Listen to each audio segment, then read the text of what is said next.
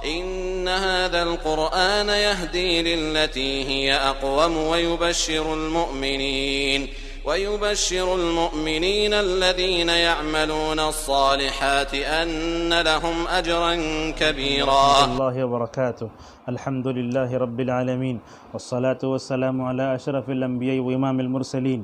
اللهم صل وسلم على عبدك ورسولك محمد وعلى آله وأصحابه أجمعين. أما بعد، قربانی کی حکمت کیا ہے؟ قربانی کے پیچھے کیا فائدے ہیں؟ قربان جب بندہ کرتا ہے تو کیا کیا فائدے حاصل ہوتے ہیں؟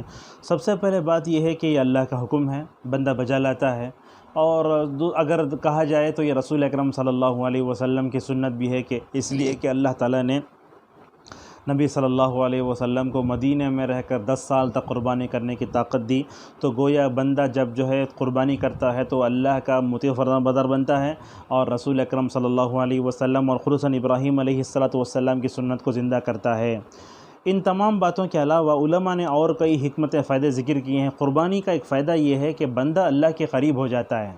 لہٰذا آپ دیکھتے ہیں کہ حضرت ابراہیم علیہ السلام کو اللہ تبارک و تعالیٰ نے بڑھاپے میں اولاد دی، لیکن جب بڑھاپے میں اولاد دی تو جب بوڑھا ہو جاتا انسان، اس وقت بچہ تو آدمی کیا سمجھتا ہے کہ یہ بچے میرے لیے لاٹھی بنیں گے، لیکن ایسے وقت میں جب کہ ابراہیم پوری آرزوئیں اور پوری تمناؤں سے وابستہ رکھے ہوئے، اللہ خواب میں بتاتا ابراہیم کو کہ تم کیا کرو، اس بچے کو میری راہ میں ذبح کر دو۔ مطلب کیا ہے؟ اللہ کی محبت اور بچے کی محبت ٹکرا رہی ہے۔ اللہ تعالیٰ نے ابراہیم کو آزمایا محبت کے باب میں۔ ابراہیم نے کیا کیا؟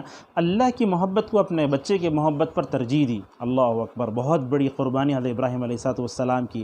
گویا ابراہیم اپنے بیٹے کو ذبح کرنے کا ارادہ کر کے اللہ کے قریب ہو گئے۔ گویا بندہ کیا کرتا ہے؟ اللہ تبارک و تعالیٰ کے لیے قربانی کر کے اللہ کے قریب ہو جاتا ہے۔ اور اسی طریقے سے دوسری حکمت اور فائدہ ذکر کرتے ہوئے اہل علم کہتے ہیں کہ قربانی کر کے بندہ اللہ کا بندہ بن جاتا ہے۔ جیسے اللہ نے حکم دیا، رسول نے حکم دیا، گویا بندہ فوراً کر رہا ہے، تو کیا ہو گیا؟ بندہ شیطان کا بندہ نہیں بنا، اللہ تبارک و تعالیٰ کا بندہ بن گیا۔ اور اسی طریقے سے اس قربانی میں اللہ کی توحید کا اعلان بھی ہے۔ ہم جو ہے کسی ولی کے نام پر، کسی نبی کے نام پر، کسی درخت کے نام پر، کسی تہوار کے نام پر نہیں کاٹ رہے ہیں۔ کس کے نام پر کاٹ رہے ہیں؟ اللہ کے نام پر کاٹ رہے ہیں، جیسا کہ اللہ نے فرمایا فَكُلُوا مِمَّا ذُكِرَ اسْمُ اللَّهِ عَلَيْهِ، جس پر اللہ کا نام لے کر ذکر کیا، جس پر اللہ کا نام لے کر جو ہے کاٹا گیا ہو، اس کو کھاؤ۔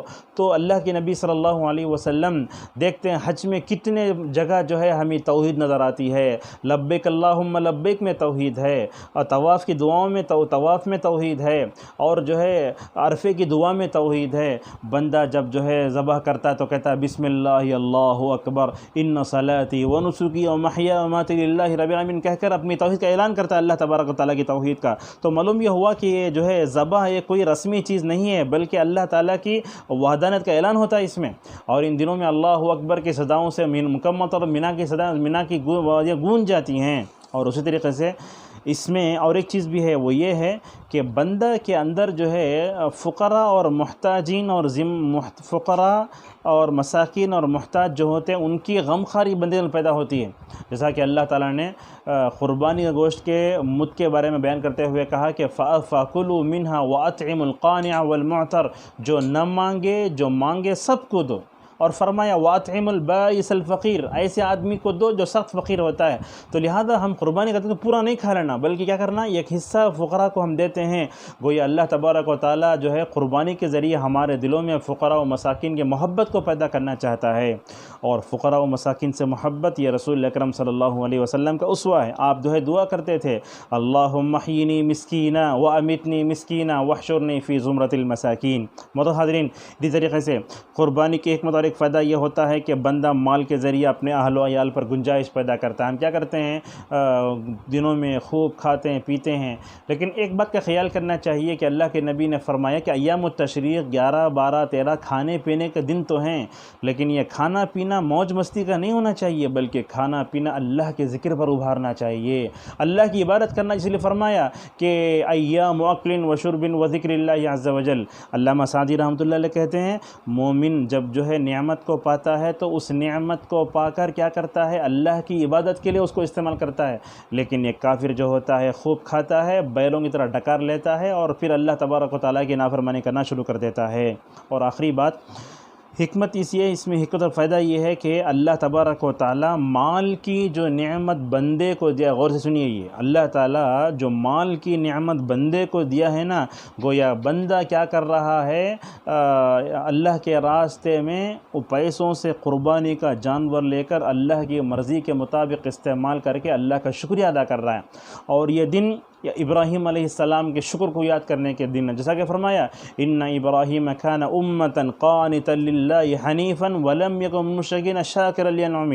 جب ہم ابراہیم کے اوصاف میں پڑھتے ہیں کہ اللہ کا شکر ادا کرتے تھے، تو ہمیں بھی مکمل طور پر حضرت ابراہیم کی اس صفت کو اپنے اندر پیدا کر کے اللہ تبارک و تعالیٰ نے جو مال دیا ہے، اس مال کے ذریعے جانور خریدیں اور پھر اللہ تبارک و تعالیٰ کا شکر ادا کریں۔ اللہ کے نبی صلی اللہ علیہ وسلم نے فرمایا نعم المال الصالح للرجل الصالح، اچھا مال اچھے لوگوں کے ہاتھ میں آتا ہے تو کیا ہوتا ہے، وہ قابل رشک ہوتا ہے۔ چنانچہ اللہ نے ہمیں جو حلال مال دیا ہے، ہم سال بھر میں ایک مرتبہ اس کو جمع کر کے قربانی کے جانور خرید کر کے اللہ تبارک و تعالیٰ کا شکریہ ادا کریں۔